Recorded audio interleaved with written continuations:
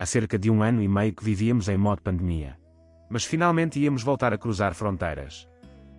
Os planos tiveram que ser reajustados várias vezes, já que apesar de conseguirmos entrar em Espanha, França continuava interdita. Montámos então o roteiro pelos Pirineus espanhóis, numa viagem de cerca de 1000 km. Iríamos partir do ponto mais oriental da Península Ibérica, o Cabo de Creus no Mediterrâneo, e terminar no Cabo Iguer, no Mar Cantábrico. Depois de 1400 km desde casa, chegámos finalmente à charmosa vila de Cadaqués. Apesar do cansaço, não perdemos muito tempo no hotel e lá fomos à descoberta daquela pitoresca vila balnear. Como manda a tradição, tínhamos que levar alguma água do Mediterrâneo para juntar ao seu irmão Cantábrico. Apesar do tempo não estar no seu melhor, lá nos enchemos de coragem e mergulhámos no mar, colhendo assim o precioso troféu. O plano era assistir ao nascer do sol no Cabo de Creus, o ponto mais oriental da Península Ibérica, na costa mediterrânica. Apesar das nuvens não colaborarem totalmente, o momento foi maravilhoso. Ver o astro-rei erguer-se suave mas majestosamente sobre aquele mar, onde emergem os Pirineus orientais, é realmente mágico. Ainda inebriados por aqueles momentos, voltámos à estrada, e começava oficialmente a nossa travessia.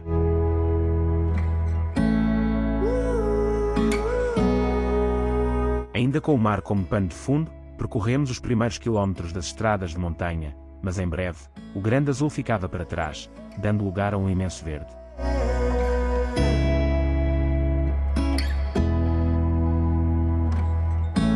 O corpo pedia combustível e aproveitámos a paragem em Bezal para tomarmos o pequeno almoço e procurar um café. Atravessámos a monumental ponte romana que nos encaminha à cidade medieval e, de repente, sentimos que viajávamos no tempo ou que estávamos num cenário da Guerra dos Tronos.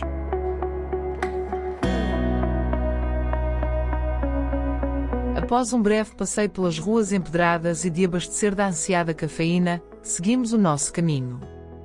A próxima paragem seria noutra peculiar localidade Castelfólid de la Roca. A pequena povoação encontra-se empoleirada num penhasco com mais de 50 metros de altura e 1 km de comprimento. Na ponta desta vila encontramos a igreja de São Salvador, com uma impressionante torre de relógio e um mirador sobre as terras baixas.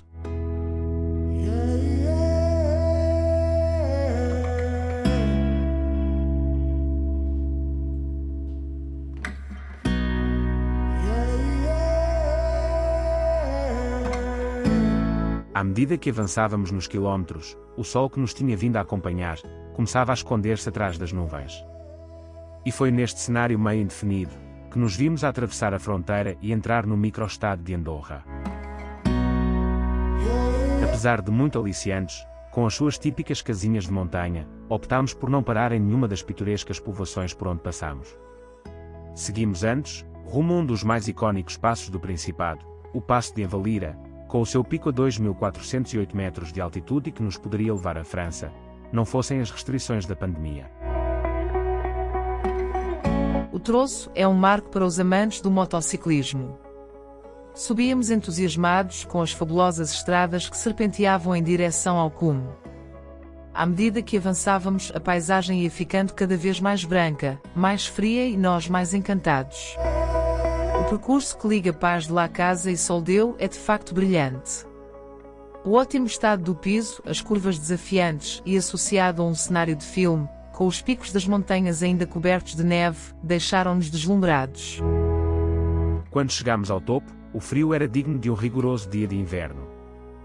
A chuva caía e o vento cortava a pele.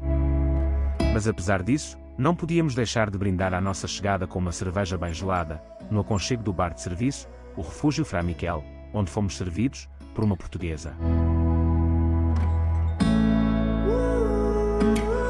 Terminada a comemoração, era hora de fazer o percurso inverso, em direção à Andorra Velha, a capital e onde se encontrava o nosso hotel daquela noite.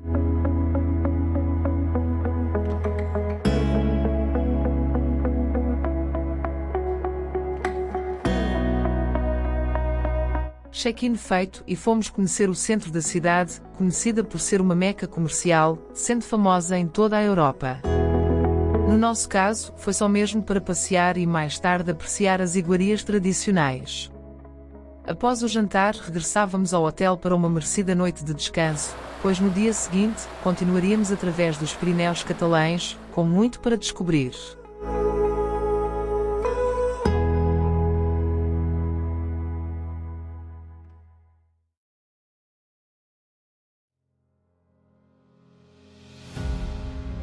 No segundo dia de viagem, continuaríamos pelos Pirineus catalães. Ao longo do percurso, iríamos aperceber-nos das diferenças que marcam as várias sub-regiões dentro desta cordilheira. Por agora, continuávamos nas maravilhosas paisagens de montanha, onde a primavera tinha trazido um verde mais intenso. Deixámos Andorra a Velha, a mais alta capital da Europa, e dedicámos as primeiras horas da manhã a percorrer as mais bonitas estradas de Andorra. O zigue-zaguear, através de bom piso e estradas largas, era perfeito e ao longo da subida do Col de Ordino, a tentação de parar era frequente, tal era a beleza natural. Parámos finalmente a cerca de 1500 metros de altitude. Queríamos ver com os nossos olhos se a fama do mirador Roque del Quer era justificada.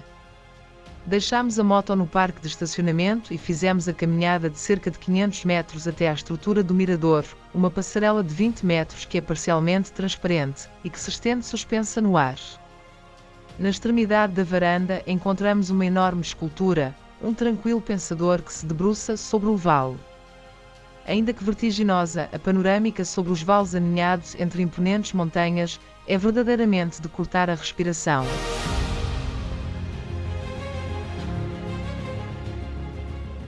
Mas tínhamos que voltar à estrada, deixando o pequeno Principado para trás, não sem antes de aproveitar para encher o depósito a preços bem mais simpáticos. O dia continuava fresco, mas o sol brilhava e abrilhantava o nosso caminho, que era ladeado por grandes abetos. Avistámos um simpático parque de merendas e aproveitámos para parar novamente e fazer um pequeno almoço tardio. É frequente levarmos comida na bagagem para piquenicar, o que julgamos ser comum a muitos outros viajantes, por isso, estes locais são sempre bem-vindos. Por estas paragens, além de frequentes, a maioria destas áreas de descanso está bem sinalizada e apetrechada. De energia reforçada, regressámos ao asfalto, por onde seguíamos quase sempre de forma solitária. A nossa companhia mais frequente eram cavalos, vacas e ovelhas, que seguiam as suas vidas indiferentes à nossa passagem. À paisagem, juntava-se agora um curso de água, o rio Nogueira Palharesa, procurado para a prática de desportos aquáticos. No momento, o único desportista que víamos era uma cabra do monte, que tinha caído à água e que agora fugia a 7 pés.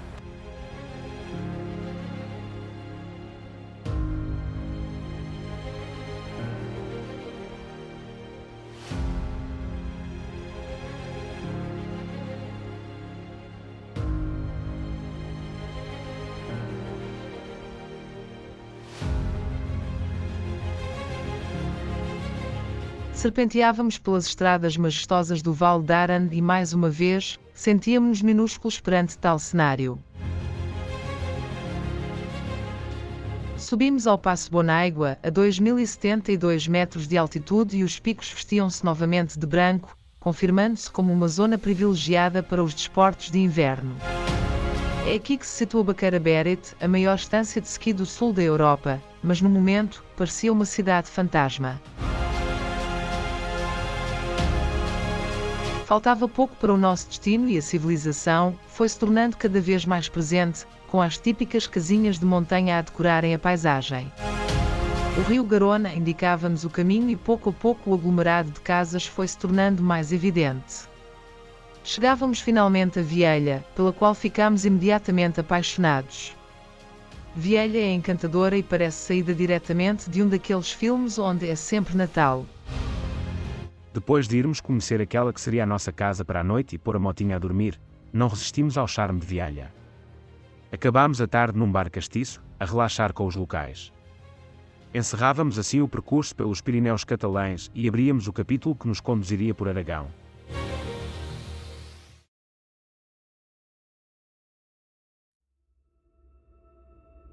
Depois de uma dose de cafeína matinal, deixámos a encantadora Vila de Vielha e voltámos à estrada.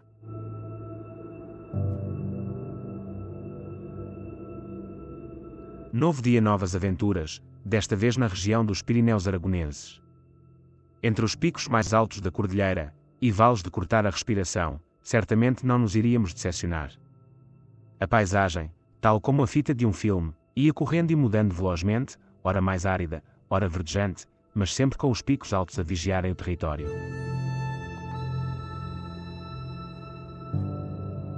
O piso continuava admiravelmente em boas condições, o que tornava o percurso ainda mais convidativo. Seguimos rumo ao Vale de Benasque, circundado pela maior concentração de cumes dos Pirineus, com mais de 3.000 metros, entre eles o Pico Aneto, que é o mais alto com 3.404 metros de altitude. Mas além dos altos picos, também os cursos de água marcam presença e contribuem para a paisagem única.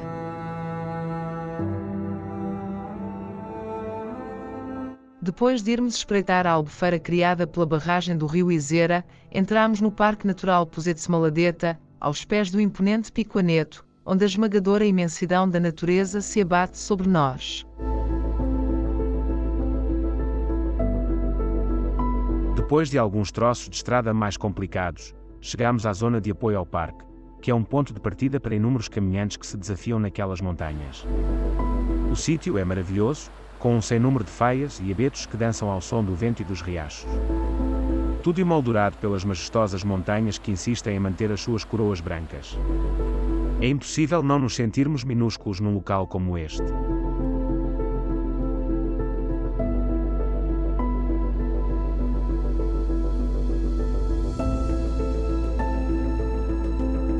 Ao fazermos o percurso de regresso, fomos impelidos a parar mais do que uma vez para registarmos toda aquela beleza.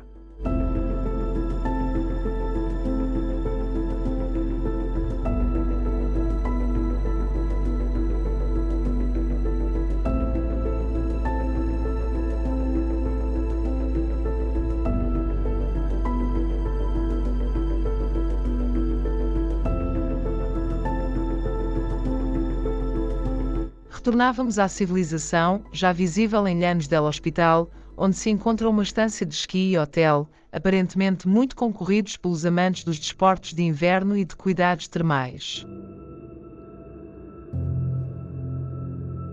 Uns quilómetros mais à frente, chegávamos à Vila de Benasque, onde decidimos parar. Embora visivelmente virada para o turismo desportivo, esta vila mantém a graça e a traça, característica das povoações de montanha, sem atropelos arquitetónicos. Depois de umas canhas descontraídas numa simpática esplanada, retomamos a viagem, que nos levaria a Insa, local escolhido para pernoitar.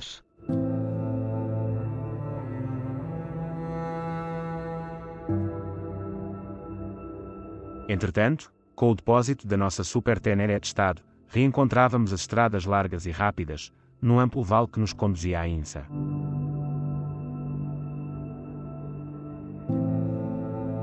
Conduzia-nos também a uma enorme e assustadora nuvem negra, que teimava em manter a sua posição, e estava por isso cada vez mais perto de nós.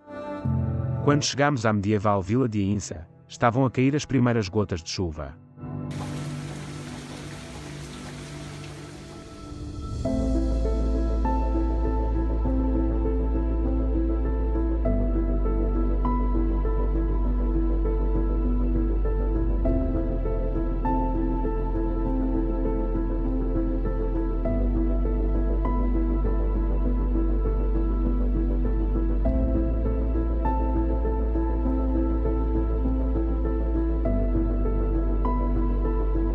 Depois de um dia cheio de emoções, assistimos ao nascer da noite, relaxados numa esplanada e ainda nos presenteámos com um jantar típico desta região.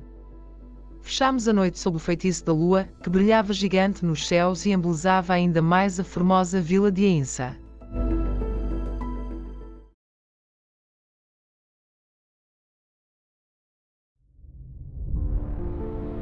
O dia acordou limpo e solarengo, ainda que as temperaturas se mantivessem baixas. Deixámos a encantadora vila de Insa e continuámos a viagem através dos Pirineus Aragoneses. O dia seria passado na província do Esca, onde nos iríamos aventurar pelo famoso Parque Nacional de Ordeza e Monte Perdido. Este parque, classificado como Património Natural pela Unesco, é uma das áreas muito procurada pelos amantes das caminhadas na natureza e oferece uma fauna e flora riquíssimas. É também aqui que se ergue o Monte Perdido, a 3.355 metros, o terceiro pico mais alto da Cordilheira. As particularidades geológicas e geográficas conferem à paisagem inúmeros contrastes e sentimos que há um mundo encantado para descobrir. Iniciámos assim a nossa expedição pelo talvez mais espetacular desfiladeiro que alguma vez percorremos, o Canhão de Anisco. Obra-prima esculpida pelo rio Bilhós, durante milhões de anos, o desfiladeiro só pode ser percorrido por uma única e estreita estrada. O piso também não é maravilhoso, mas o cenário que o rodeia vale a pena. Ao longo do percurso, multiplicavam-se os avisos de perigo, mas a vontade de continuar sobrepôs-se e a audácia foi recompensada. Em redor, a vegetação adensava-se e competia com as esculturas de pedra. Em certos momentos, o caminho quase se transformava num túnel, com paredes de árvores e rocha. O rio foi-nos fazendo companhia e alegrava ainda mais a paisagem. Sentíamos de facto o poder da natureza e a sua enorme generosidade. Ao terminarmos a estrada do desfiladeiro, subimos ao mirador e mais uma vez confirmámos a brutal beleza do local.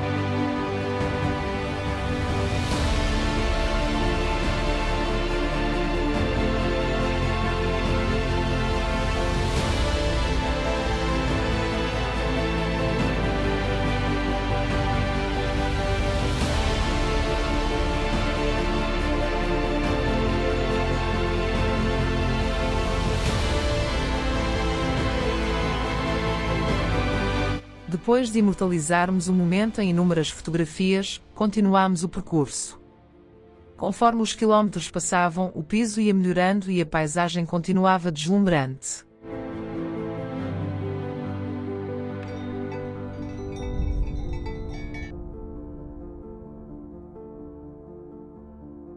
Voltávamos à realidade e à estrada, mas pouco depois parávamos novamente, desta vez na povoação medieval de Torla, onde além de percorrermos as suas ruas pitorescas, aproveitámos para recuperar do calor que se fazia sentir, com uma cerveja gelada.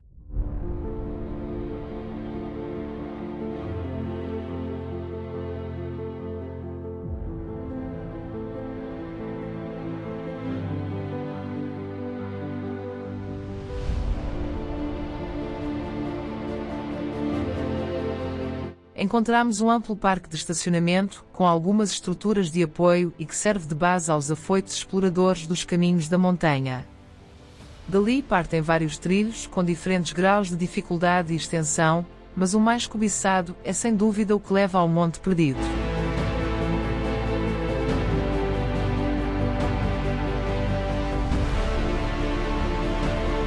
Contagiados pelo ambiente, ainda fizemos um troço e ficámos encantados com a amostra. Desde a vegetação aos cursos de água e cascatas que ali abundam, tudo se conjuga para criar uma atmosfera onírica. Sentíamos-nos transportados para a terra dos sonhos.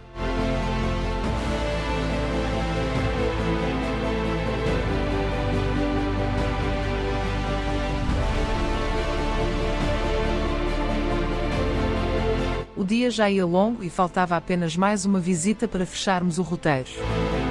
Mesmo junto à fronteira com França, encontra-se uma pequena localidade, atualmente com cerca de 700 habitantes, mas com grande importância histórica. Falamos de Canfranc. Aqui encontramos a Estação Internacional de Canfranc, inaugurada em 1928 e que foi crucial para o transporte ferroviário de mercadorias entre Espanha e França.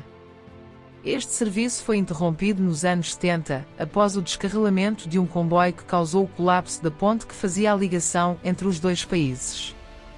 O edifício, que albergava todo um conjunto de serviços entre bilheteiras, alojamento e restauração, é deslumbrante.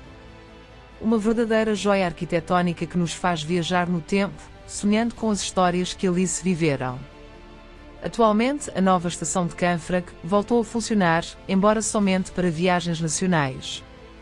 O antigo edifício, que se encontra em processo de recuperação e onde irá nascer um hotel, pode ser visitado, através de visitas guiadas.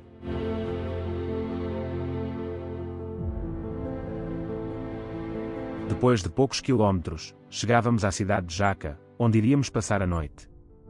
Infelizmente, e porque o relógio não para, não tivemos oportunidade para a visitar como gostaríamos. Mais um motivo para voltarmos a esta região magnífica, que nos surpreendia a cada curva.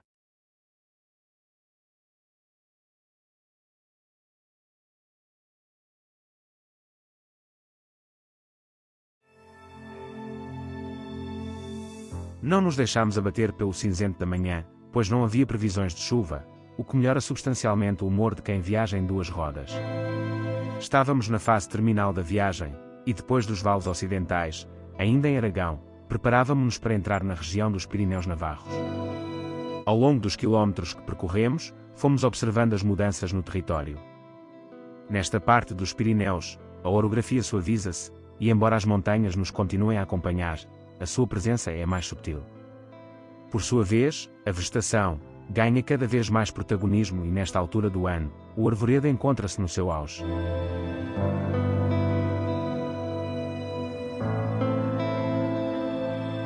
Entrávamos finalmente no reino encantado de Navarra e fomos prontamente agraciados com um desfile de belos cavalos. Cedida a passagem, continuámos a viagem num percurso que nos deslumbrava. Cruzávamos o vale de Roncal, onde os pastos verdejantes serviam de refúgio às inúmeras ovelhas, responsáveis pelo famoso queijo da região. Aproveitámos para fazer o nosso habitual pequeno almoço tardio, num parque de merendas mesmo junto à estrada e que servia igualmente de porta de entrada para uma magnífica floresta. Perante tal cenário, não resistimos a fazer uma pequena exploração pela mata, que é certamente habitada por seres encantados.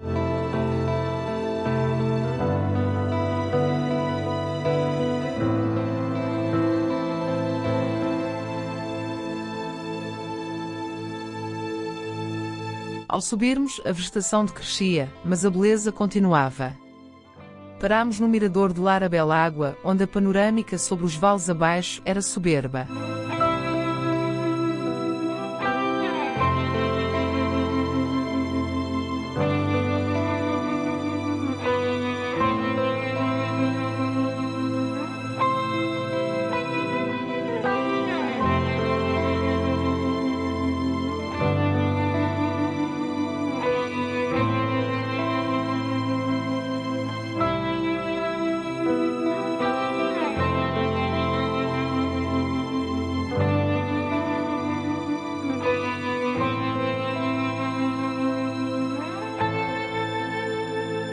Continuámos a subida com os olhos postos no famoso passo de montanha, Pierre de Saint-Martin, junto à fronteira com França. Parámos no marco que assinala o ponto, a 1765 metros de altitude, onde também quisemos deixar a marca da nossa passagem.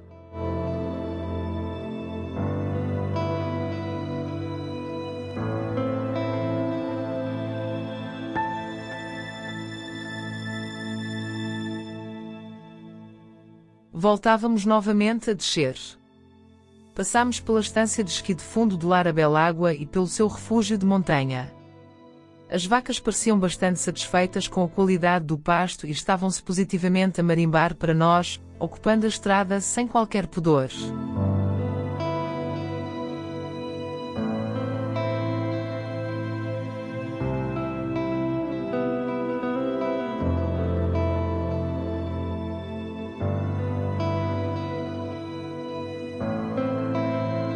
Com os picos cada vez mais longe, voltavam as estradas ladeadas de árvores. Não conseguindo eleger a melhor, sabemos que aqui fizemos uma das mais belas. Um percurso de bom piso, curvas largas e faias altíssimas que nos afogavam em verde. De tal forma sublime, que se tornou obrigatório imortalizar o momento em fotografia.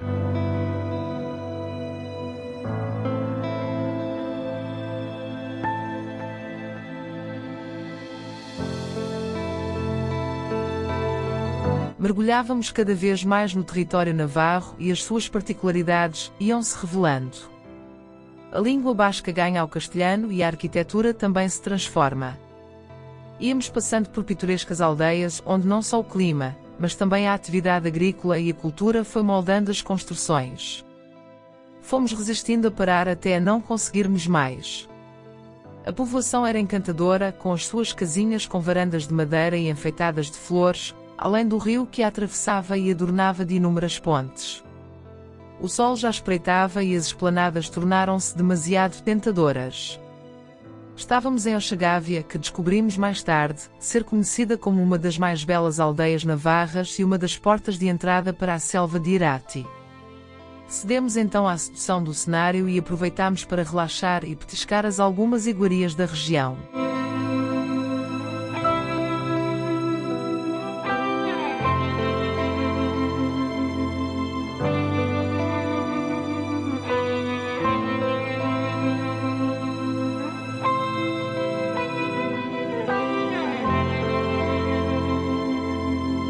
Quase a terminar o dia, ainda havia tempo para mais uma visita a outro local emblemático da região. Roncesvalles, famosa pela batalha que derrotou Carlos Magno e pela sua vertente religiosa, nomeadamente para os peregrinos dos caminhos de Santiago. Aqui, alguns peregrinos começam o caminho, ou outros, que vêm de França, encontram o primeiro local de descanso, após a travessia dos Pirineus franceses.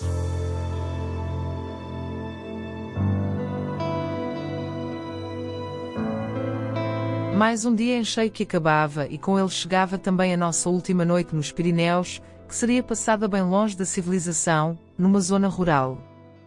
A nostalgia começava a querer instalar-se, mas aproveitámos o momento para focarmos-nos no dia seguinte, que ainda tinha mais um bocadinho desta região para conhecer.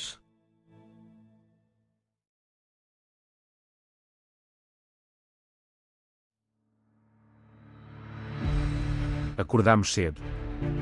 A tranquilidade campestre que encontramos ao sair da casa rural onde tínhamos pernoitado, contrastava com a ansiedade que teimava em aparecer nos nossos espíritos.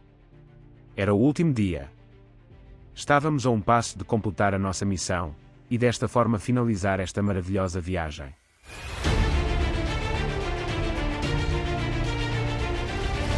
Ainda assim, ainda havia descobertas a fazer e conforme fomos percorrendo as maravilhosas estradas de Navarra, a inquietação também se ia dissipando. Os relevos mantinham-se subtis, enquanto o verde mostrava sem pudor a sua dominância. Fomos rolando tranquilamente através das curvas que iam subindo serenas, até nos levarem ao alto de Arteziaga, a 984 metros de altitude. À semelhança de vários outros pontos da cordilheira, este é um local muito procurado para os trilhos pedestres. Também os amantes do ciclismo são uma presença constante nestas paragens, ou não fosse este um ponto de passagem da prova de ciclismo, Grande Prémio Miguel Indurain.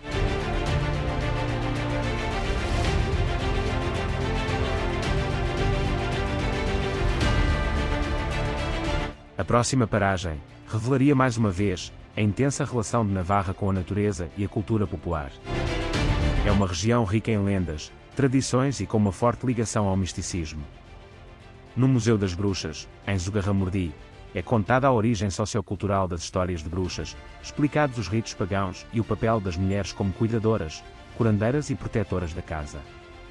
Mostra também um capítulo negro da história, a Inquisição e como esta foi responsável por demonizar aquelas mulheres, condenando-as a um trágico destino. A povoação foi testemunha destas atrocidades, quando em 1610, 40 mulheres foram acusadas de bruxaria e 11 delas, sentenciadas à fogueira. Depois de uma intensa visita ao museu, continuámos o passeio por esta aldeia e fomos descobrir as suas impressionantes cuevas. Apesar dos rumores de terem servido de templo para cultos satânicos, as grutas não têm nada de sobrenatural, são mesmo produto da natureza, nomeadamente da erosão das águas, que escavaram enormes galerias subterrâneas. Ainda assim, toda a envolvência faz com que se sinta algo de mágico no ar. Estava na altura de quebrarmos o feitiço, regressarmos à vida terrena e alimentarmos os corpos físicos. Aproveitámos uma das esplanadas da aldeia que estava apinhada de locais, sinal que deveria ser um bom sítio para petiscar. Namus. Foi ali que comemos a melhor tortilha das nossas vidas. Com pouca vontade, deixámos esta maravilhosa aldeia para trás, mas antes de chegarmos ao nosso destino, ainda tivemos mais uma surpresa. A estrada N121B foi talvez a estrada que nos proporcionou a melhor experiência de condução em toda a viagem. Um deleite para os sentidos.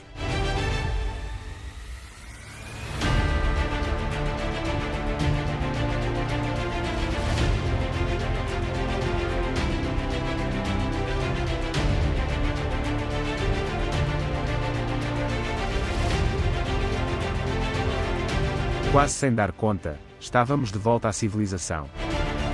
E pouco, o verde foi dando lugar ao azul, até que finalmente o mar se mostrou em toda a sua glória. Chegávamos enfim ao Cabo Iguer, o cabo mais oriental do Mar Cantábrico, e ao fim da rota pirenaica. Ao contrário daquilo que tínhamos vivido nos últimos dias, havia um mar de gente e veículos por todo o lado. As emoções eram ambivalentes. Estávamos quase em choque com o fim da viagem e o regresso às grandes cidades, mas imensamente felizes e maravilhados com as experiências que tínhamos vivido. Depois de várias fotos para imortalizar o momento, de relaxar e fazer o imprescindível brinde, tínhamos ainda outra tarefa.